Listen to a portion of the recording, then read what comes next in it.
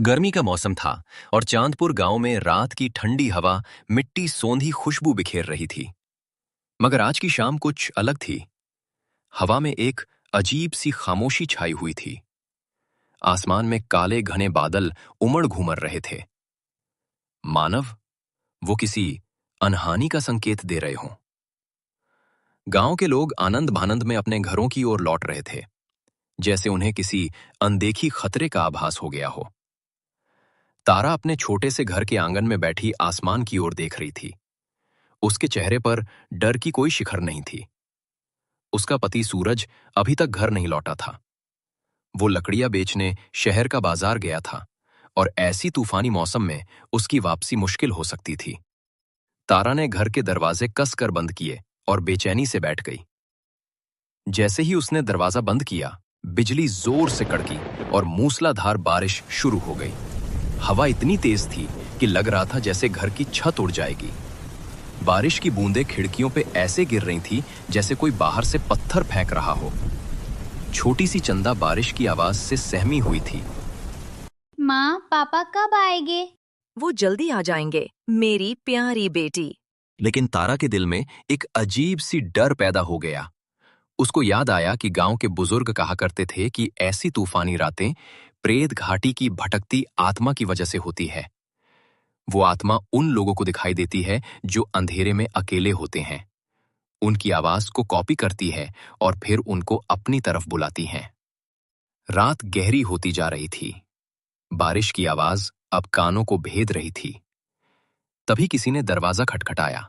कौन है? तारा चौंक गई। उसने सोचा, ये भूत है, लेकिन ये तो सूरज था। मैं दरवाजा खोल रही हूँ।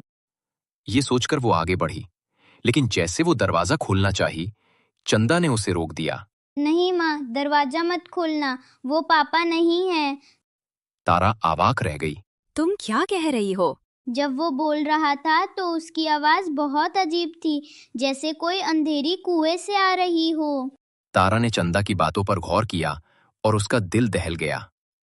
उसे याद आया कि गांव के लोग कहा करते थे कि उस भटकती हुई आत्मा की आवाज में एक अजीब सी गूंज होती है, जो किसी भी व्यक्ति के आवाज का नकल करने के बाद भी बनी रहती है।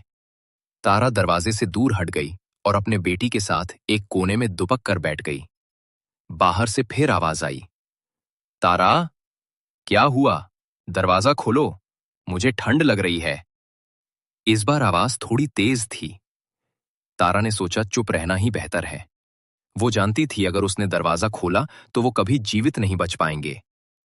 बाहर से अब कोई आवाज नहीं आ रही थी। बारिश की आवाज के अलावा सन्नाटा था। तारा ने सोचा शायद वो आत्मा चली गई है। उसने चंदा को देखा, जो गहरी नींद में थी।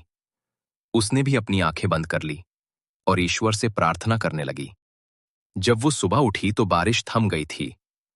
सूरज के पहली किरणें घर के अंदर आ रही थी। तारा ने देखा गांव के लोगों की आवाजें दूर से आ रही थी और उसका पति सूरज भी वहीं खड़ा था। उसके कपड़े भीगे हुए थे और उसके चेहरे पर एक अजीब सा भाव था। वो गांव के मुखिया को कुछ बता रहा था।